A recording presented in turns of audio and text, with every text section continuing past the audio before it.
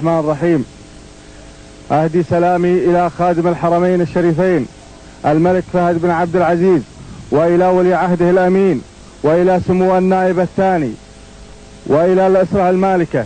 كما أهدي سلامي لأهل جميعا. ويسرني أن أشارك بهذه القصيدة. بديت باسم مكون الخلق تكوين، بأمره الكاف والنون لا من قالها. يا ملكنا يا ملكنا ترانا حاضرين، أرواحنا تفدى الملك والوطن اللي شالها. لا ومرت يا أبو فيصل ترانا جاهزين، الوطن حقه علينا وحنا رجالها. الحرس والجيش والله على الظالم يعين، قوة دون الوطن تفتخر بأبطالها. الحرس قوة وقايده ساعدك اليمين، قايده ولي عهدك لمس حبالها. ابو متعب قايده والرجال المخلصين، ابو متعب قايد الا الحرس واوصالها. والنائب الثاني معاكم على عسر ولين، سلطان السعد لا قالها.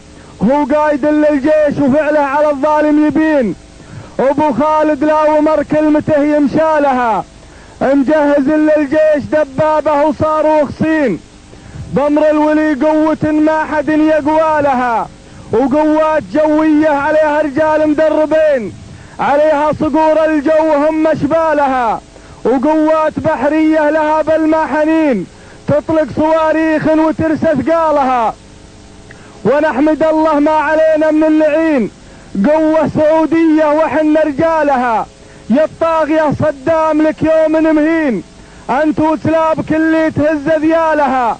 يا خاين جارك وزعيم المجرمين، ترى اليهود اليوم حالك حالها. يا الثعلب المكار ترى الخافي يبين، وجه العجوز اللي تلاعب ظلالها. اهلكت شعبك وذبحت المسلمين، وجريمة بشعة بالاكراد نالها. عارك تشيله ينذل جدلك سنين، وجرائمك ما تنحصي فعالها. لكن يا هدام نعمل لك كمين، ونرجع الكويت من نشالها. ويرجع لها جابر وشعبه آمنين، ويرجع ولي عهده ومن يسعى لها. واختامها يا رب كل العالمين، تحفظ حكومتنا وتعز أجيالها. وصلوا على المختار سيد المرسلين، عد ما تمطر وينشي خيالها. العريف ماجد مطر الشمري، لواء الملك عبد العزيز.